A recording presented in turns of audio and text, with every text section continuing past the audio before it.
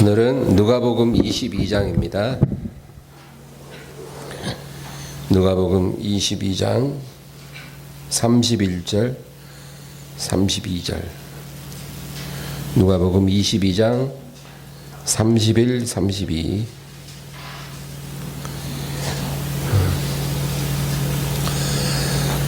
합독합니다. 시몬아 시몬아 보라 사탄이 너희를 밀가부르듯 하려고 요구하였으나 그러나 내가 너를 위하여 내 믿음이 떨어지지 않기를 기도하였노니 너는 돌이킨 후에 내 형제를 굳게 하라. 아멘. 할렐루야. 오늘은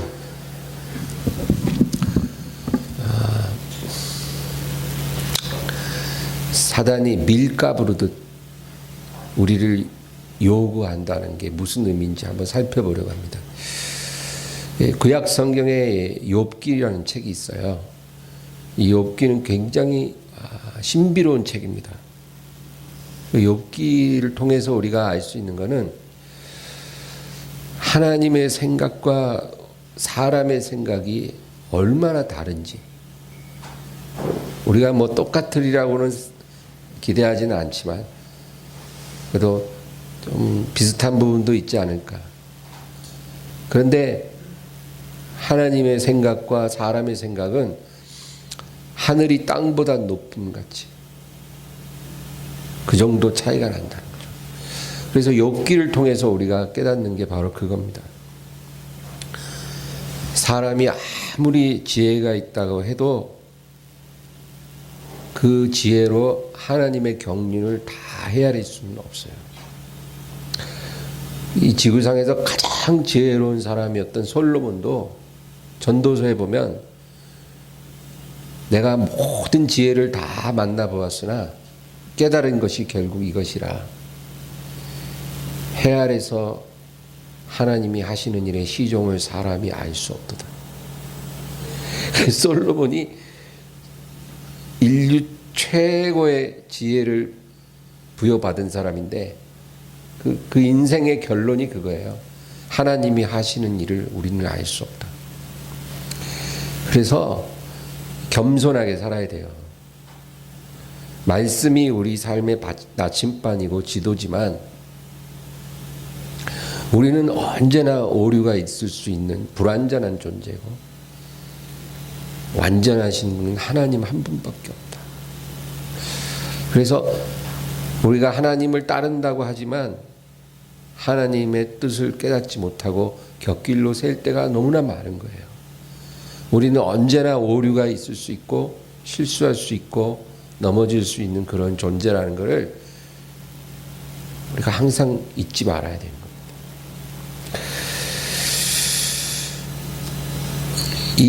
그래서 그 욥기라는 책이요, 그 욥이라는 사람이 주인공인데 이 욥이라는 사람은 언제 시대 사람이냐면 아브라함 시대 사람이에요. 여러분, 아브라함은 기원전 2000년경에 태어난 사람이에요. 기원전 2000년경. 지금으로부터 4000년 전 사람. 그 당시 평균 수명이 약 200살 정도였는데 아브라함도 그 정도 살았고 욥도 그 정도 살았어요. 근데 놀라운 거는 이 아브라함 시대에 땅 위에서 경건한 사람은 아브라함 하나밖에 없었을 것 같잖아요. 그죠? 한 사람 아브라함을 하나님이 딱 택했다는 거죠. 그런데 그 동시대에 욥도 있었어요. 아브라함은 가나안 땅에서 살았고 욥은 우스 땅에 살았다는 거예요. 우스 땅은 지금 존재하지 않아요. 그러나 일반적으로 지금의 사우디아라비아 지역을 가리킨다고 봐요. 그러니까 가나안 땅에서 동남쪽 아라비아의 지역에 우스 땅에 욥이라는 사람이 있었다. 그 얘기. 아브라함 못지않은 경건한 사람이 또 있었다는 거예요. 여러분, 성경은 우리가 알아야 될 것만 알려주는 책이지 모든 걸 다 알려주는 책은 결코 아니에요. 그래서 우리가 몰라도 되는 건 성경에 나오지 않아요. 그러나 하나님은 모든 걸 다 알고 계십니다. 아브라함 시대에 멜기세덱이라는 제사장이 누구였는지 우리는 몰라요. 아주 신비로운 사람이에요. 아브라함 시대에 욥이라는 사람이 동시대에 살고 있었다. 마치 엘리야 시대에 엘리야가 자기밖에 없는 줄 알았는데 바알에게 무릎 꿇지 않은 의인이 7,000명이나 숨어 있다는 것을 하나님이 알려주셨잖아요. 지금 이렇게 코로나로 어려운 시기에 분명히 기도하는 교회들이 많이 있을 거예요. 또 기도하는 성도들이 있을 거예요. 지금 우리가 예배 드린다 그러면 뭐 세상이 막 쌍심지를 키고 우리를 노려보잖아요. 예배 드리지 말라고. 자기들은 뭐 식당 다 가고 카페 다 가고 웬만한 사무실 마스크도 안 쓰고 일한대요. 물론 쓰고 일하는 데도 많지만 안 쓰고 일하는 데도 많답니다. 그런데 그런 건 뭐 다 문제가 없어. 예배 드린다고 모이면 얼마나 미워하는지 몰라요. 예수님 뭐라 그랬어요? 내 이름으로 인하여 사람들이 너희를 박해하리라. 모든 사람이 너희를 미워하리라. 마지막 때에 누가복음 20장에 그 말씀 나와요. 마지막 때에 모든 사람이 내 이름으로 인하여 너희를 미워하리라. 아마 지금이 그때가 아닐까 싶습니다.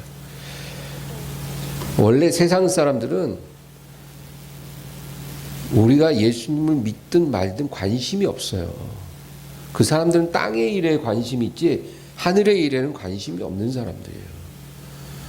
그래갖고 예수님을 고발한 사람들이 뭘로 고발했냐면 가이사 외에는 왕이 없는데 지금 왕이라고 자처하는 사람이 있으니 저 사람을 잡으시오. 그렇게 총독에게 고발했기 때문에 총독이 잡은 거예요. 로마 황제 외에는 왕이 없는데 왕이라고 자처하는 자는 모반 아닙니까? 그러니까 저를 잡으시오. 그래서 총독이 예수님을 불러다가 네가 왕이냐? 그러니까 내 나라는 이 세상에 속한 것이 아니니라.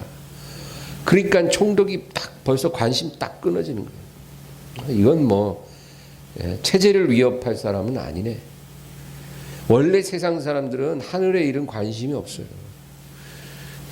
그런데 요즘은 얼마나 관심이 많은지 몰라. 교회 안 다니는 사람도 옆에 사람이 크리스찬이면 너 교회 갈라 그러지. 너 오늘 예배 갈라 그러지. 너 지난 주일날 교회 갔었지. 뭐가 그렇게 관심이 많은지 자꾸 물어봤어요. 다른 데서는 뭐 확신자 나와도 뭐 어쩔 수 없다 생각하는데 교회에서 확진자 나오면 분해서 견디질 못해요. 세상 사람들이. 아주 그냥 댓글 보면 가관이야. 뭐 교회를 다 불질러 버려야 된다. 교회만 다 폐쇄시키면 우리는 코로나로부터 자유로워질 것이다.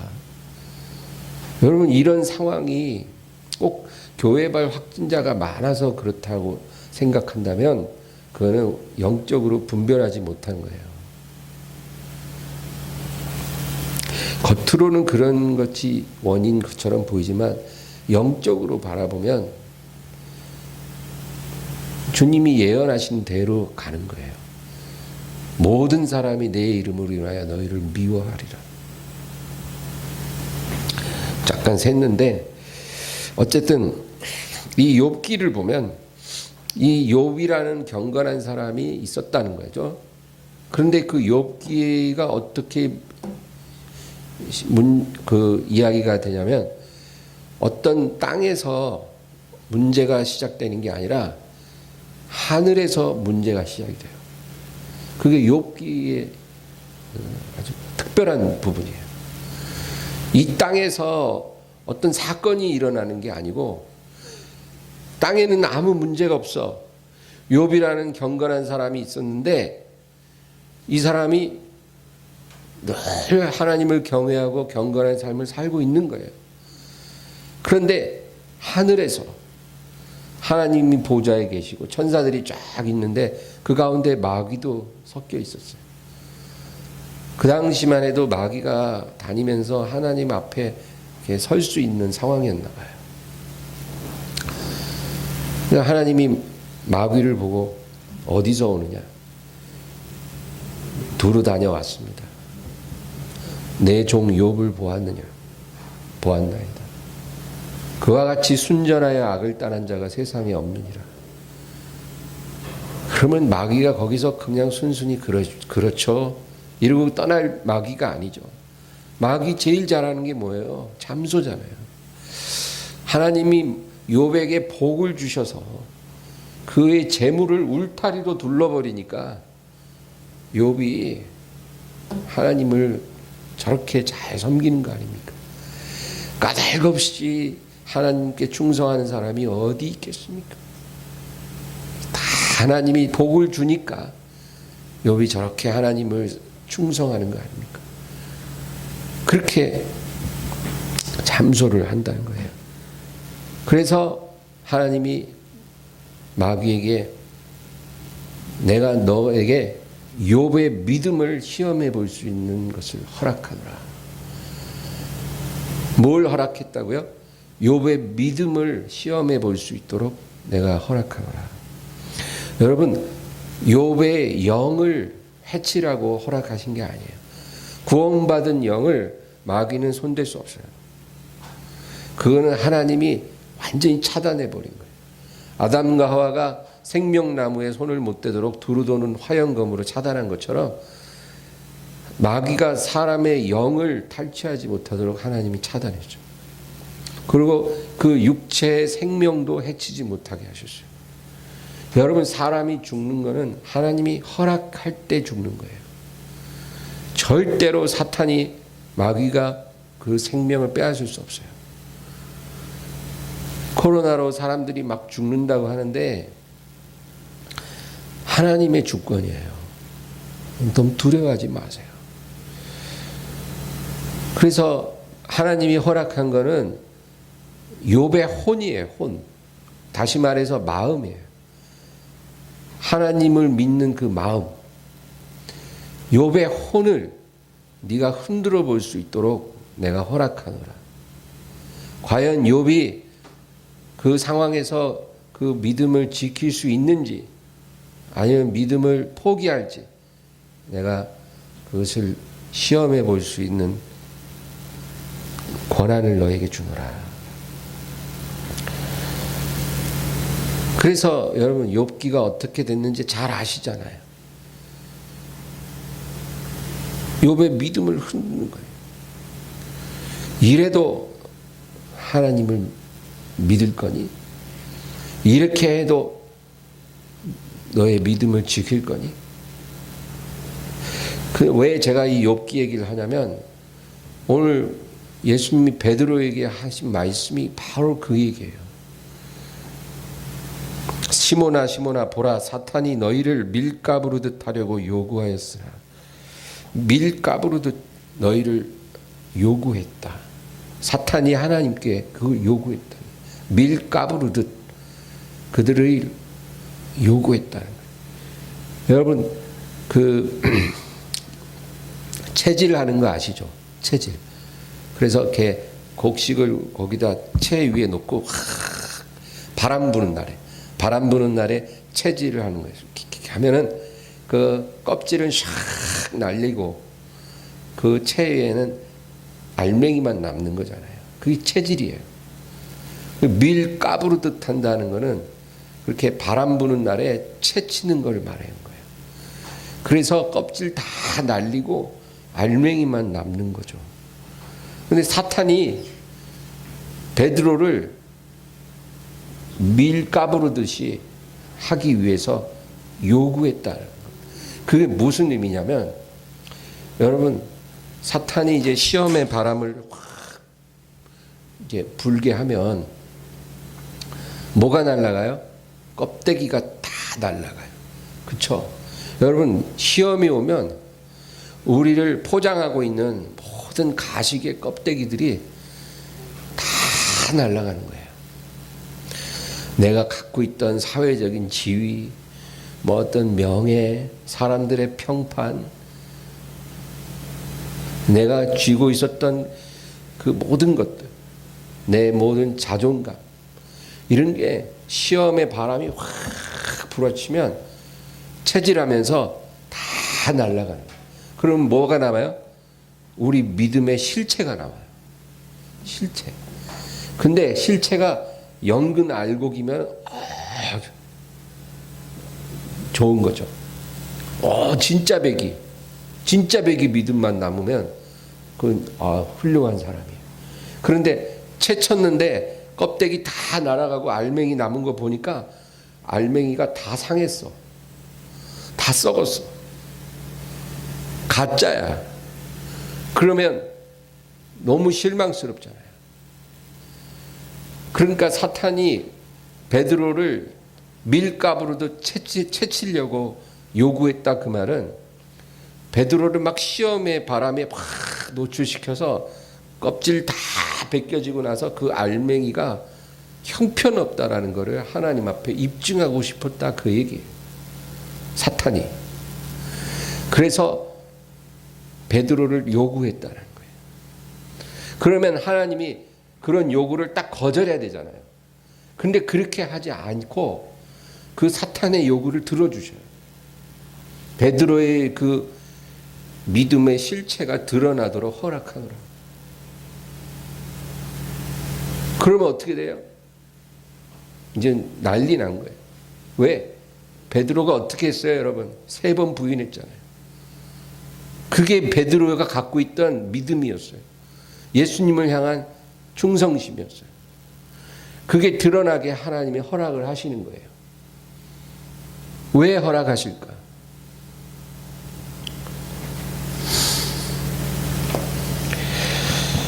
욥을 사탄이 그렇게 시험했듯이 베드로도 사탄이 시험해 보려고 하나님께 요구했는데 32절에 읽어볼까요? 그러나 내가 너를 위하여 내 믿음이 떨어지지 않기를 기도하였노니 너는 돌이킨 후에 내 형제를 굳게 하라. 내가 너를 위해 너의 믿음이 떨어지지 않기를 기도하였노니 너는 돌이킨 후에 내 형제를 굳게 하라. 여러분, 너의 믿음이 떨어지지 않도록 내가 기도하였노라. 이 말은 베드로가 시험 당하는 것을 허락하지 않았다는 말이 아니에요. 베드로가 시험 당해서 넘어지지 않도록 기도하셨다는 말이 아니에요. 예수님 뭐라 그래요? 너는 돌이킨 후에 내 형제를 굳게 하라. 그거 기도하신 거예요. 베드로가 그 시험을 당해서 넘어질 걸 아셔요. 밑바닥까지 내려갈 걸 아셔요. 그러나 그 밑바닥에서 네가 다시 일어서서 회복되어지고 너의 형제를 굳게 하는 하나님의 신실한 종이 되어라. 그거예요. 그걸 위해서 예수님이 기도하셨다는 거예요. 여러분, 이게 하나님의 경륜이에요. 시험 안 당하게 기도해 주시는 게 아니고, 시험 당해도 넘어지지 않게 기도해 주시는 게 아니고, 시험 당해서 넘어졌을지라도 일어나서 돌이킨 후에 너에게 주어진 사명을 끝까지 완수해서 승리하여라. 그걸 예수님이 기도해 하셨다는 거예요. 이게 여러분 하나님의 경륜이에요. 우리는 시험당에 넘어지면 왜 이런 일이 일어났을까? 하나님 뭐 하세요? 내가 그렇게 열심히 기도하는데 지켜주지도 못하고, 제가 이게 뭐예요? 너무 창피하고 너무 제가 초라해졌어요. 왜 저를 이렇게 하세요? 제가 안 넘어지게 지켜주셨으면 좋았을 텐데. 그런데 그건 우리 생각이고, 주님이 우리를 위해 기도하실 때 무엇을 기도하냐면 넘어져도 다시 일어나도록 기도하시는 거예요. 그런데 이걸 모르니까 베드로가 뭐라 그래요? 33절 34절 보세요. 그가 말하되 주여 내가 주와 함께 오게도 죽는 데에도 가기를 각오했나이다. 이르시되 베드로야 내가 네게 말하노니 오늘 닭 울기 전에 내가 3번 나를 모른다고 부인하리라 하시니라. 베드로는 주님이 무엇을 기도하셨다는 것을 이해하지 못했기 때문에 내가 죽는 것까지 각오하였습니다. 욥도 마찬가지예요. 욥이 사탄의 밀가부로 시험을 당했잖아요. 그러니까 어떻게 됐어요? 욥기 읽어보세요. 욥이 원망했어요. 처음에는 주신이도 여호와시오 취하신이도 여호와시라 이렇게 이겨내다가 그 고난이 점점 심해지니까 나중에는 완전히 무너졌어요. 그래서 나를 차라리 죽이세요. 나를 차라리 죽이세요. 내가 뭘 이렇게 잘못했습니까? 내가 이런 형벌을 받을 만큼 무엇을 잘못했는지 나로 알게 하세요. 그리고 죽기를 원합니다. 밑바닥까지 내려가면 여러분 그렇게 되는 거예요, 사람이. 뭐 감사합니다, 할렐루야. 이건요 초기에는 그렇게 할 수 있어요. 그러나 그 시험이 극심하게 가면 그 자세를 지킬 수 있는 사람은 없어요. 욥 같은 사람도 무너져서 내가 이런 고통을 당할 만한 죄를 지은 것이 있으면 알게 하소서. 그리고 나를 죽이소서. 차라리 죽이소서. 그러니까 사탄이 밀가부로도 체질하면서 하하 보세요. 욥도 원망하네. 자기에게 주어진 모든 축복이 다 사라지니까 결국은 원망하네요. 그런데 여러분 하나님이 욥이 그렇게 무너지도록 허락하신 거예요. 욥의 약함을 드러내셨어요. 너나 누구든지 다 도토리 키즈 인생은 하나님 앞에서 다 그렇게 무기력하고 연약한 존재라는 것을 욥에게도 여지없이 나타내 주신 거예요. 그러나 욥이 믿음을 완전히 버리지는 않았어요. 그 욥이 믿음을 끝까지 지킬 수 있었던 것도 하나님의 은혜예요. 그리고 폭풍우 치는 날 밤에 하나님이 욥에게 찾아오세요. 여러분 우리가 아무리 하나님을 구해도 우리가 구한다고 만나지는 분이 아니에요. 그게 돼요? 청와대 앞에 가갖고 백날 서 있어 보세요. 대통령을 만나기 원합니다. 피켓 1인 시위하면서 백날 서 있어 보세요. 만나주나? 안 만나줘요. 하나님을 우리가 원한다고 만나지는 게 아니라 하나님이 우리를 만나주셔야 돼요. 그러니까 욥도 그렇게 오랜 날을 하나님 앞에 내가 뭘 잘못해서 이런 벌을 받는지 알게 하옵소서. 아무리 기도해도 아무런 응답도 없으셨던 하나님이 어느 날 폭풍을 칠 때 찾아오셔서 욥과 말씀하시는데 그 말씀으로 욥이 회복되는 거예요. 그래서 이 모든 게 다 하나님의 은혜로운 경륜 안에서 일어난다는 거예요. 그냥 시험에서 당당히 이겨내고 멋진 모습으로 탁 섰으면 좋았을 텐데 우리 생각에는 그러나 하나님이 원하시는 것은 그게 아니라 무너짐을 허락하시고 찾아오셔서 말씀으로 일으키셔서 하나님의 사람으로 살아가게 하신다는 거예요. 베드로에게도 똑같이 지금 하시는 거예요. 내가 너에 위하여 믿음이 떨어지지 않기를 기도하였으니 너는 돌이킨 후에 네 형제를 굳게 하라. 지금도 주님은 우리 믿음이 떨어지지 않기를 기도하고 계세요. 할렐루야. 우리가 수백 번 넘어지잖아요. 안 지켜주신 게 아니라 주님이 경륜 안에서 허락하신 거예요. 우리가 그렇게 무기력하고 부족한 사람일지라도 우리 믿음이 사라지지 않게 하나님이 지켜주셔요. 그리고 말씀으로 회복시키시고 치유하시고 새롭게 하시고 우리를 일으켜 주시는 거예요. 그래서 여러분, 베드로를 주님이 부활하신 후에 찾아오셨잖아요. 베드로가 주님을 찾아간 게 아니라 주님이 고기 잡고 있던 베드로를 찾아오셔서 모래사장에 생선과 떡을 다 구워놓고 이리 와서 조밥 먹어라. 그러고는 베드로하고 모닥불 앞에서 앉아서 아침도 드시고, 그러고 나서 뭐라 그래요? 네가 나를 사랑하느냐.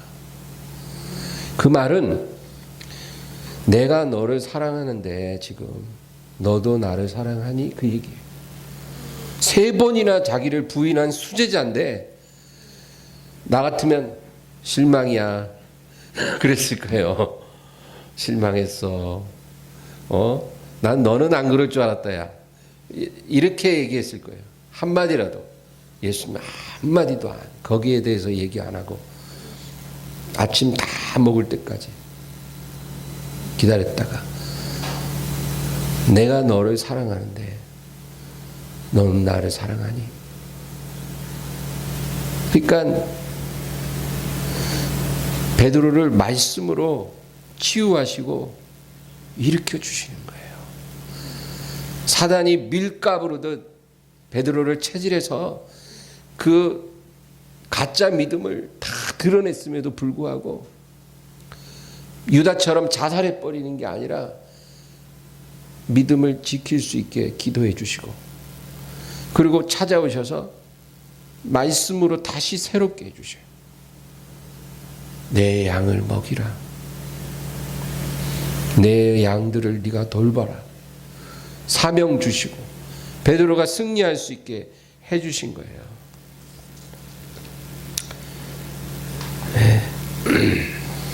여러분, 지금 우리가 갖고 있는 이 믿음이 내가 만들어낸 믿음 아니에요. 내가 지킨 믿음 아니에요. 주님이 선물로 주신 거예요.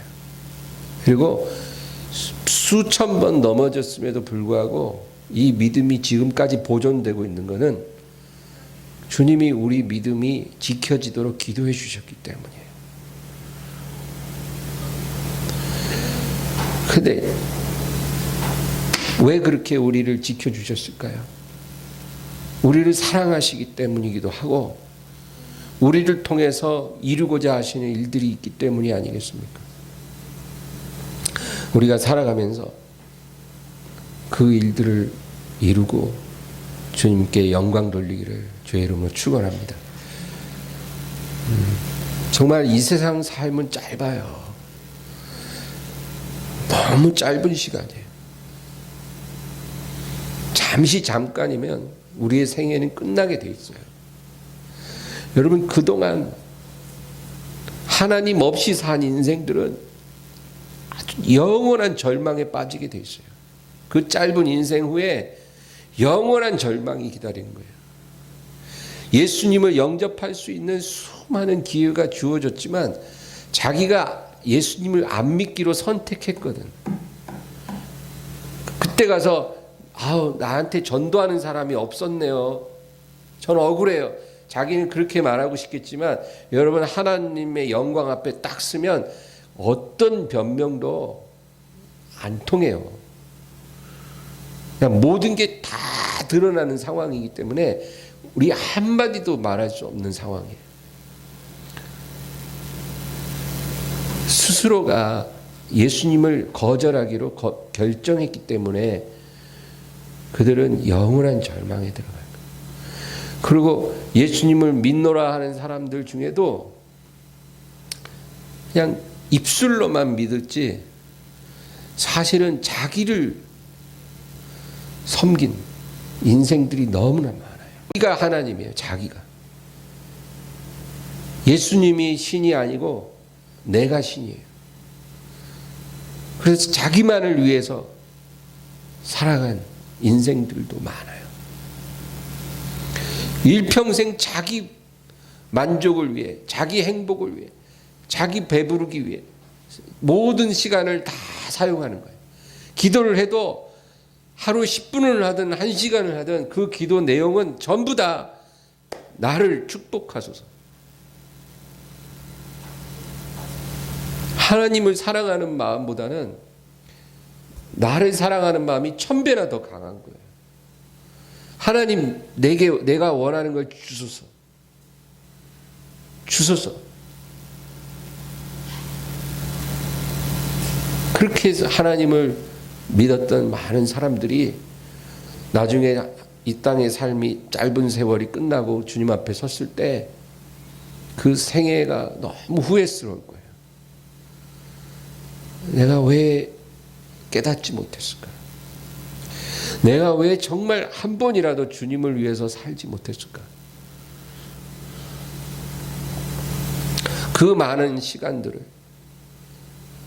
정말 중요한 일에 사용하지 못하고 헛된 일에 다 소진시키고 이렇게 내가 초라한 모습으로 이 자리에 있을까 후회할 거예요. 여러분, 근데 이미 지나간 세월은 돌이킬 수 없잖아요. 이제 우리에게 남겨진 시간 조금 남아 있어요. 그 남겨진 시간만이라도 우리가 이제까지 살아온 대로 살지 말고 조금 다르게 살아야 된다는 거예요.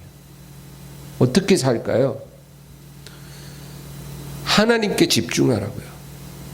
예수님께 집중하라고요. 나에게 포커스 맞추지 말고 예수님께 포커스를 맞춰보자고요. 우리가 얼마나 그런 삶을 안 살았는지 그렇게 하려고 하면 굉장히 여러분 어색할 거예요. 그러나 그렇게 한번 살아보자고요. 그렇게 되기 위해서 기도의 자리에 나아가고 그렇게 되기 위해서 말씀을 펼쳐서 읽고 그런 모습을 우리가 갖는다면 달라지리라 믿습니다. 예. 오늘 이 말씀을 생각하면서 우리 또 간절히 주님께 기도하겠습니다. 할렐루야.